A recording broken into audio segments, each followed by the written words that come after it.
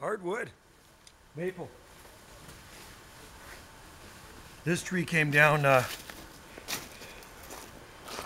last year or the year before, so it's been sitting here and I'm just kind of bucking it up now. But this one came down just a week or two ago, so I started bucking up that one yesterday, sawing it up. I gotta split the wood, so I'm cutting this into rounds here, and this is in the back 40 of our property here.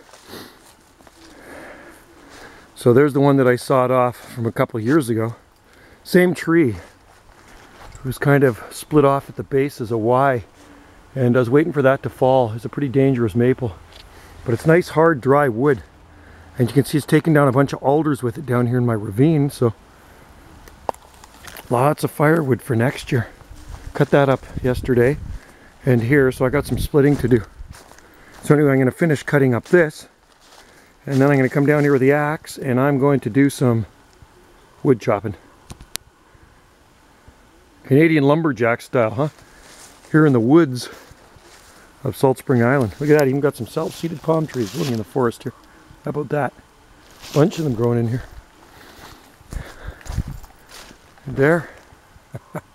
Another one up in there too. Lots of palms growing around here. Pretty cool, huh? Everywhere. Palms there too. Maple leaves on them.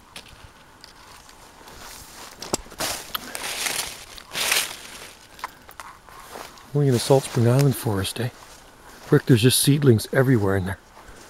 Like hundreds of palm seeds coming up. Look at the seedlings. Naturalized in the forest. Anyway, that's going to keep us warm for next winter. That's a beautiful piece of wood, that maple. And it's hard and dry. Look at it inside. Isn't that nice? It's going to split easy too, I hope.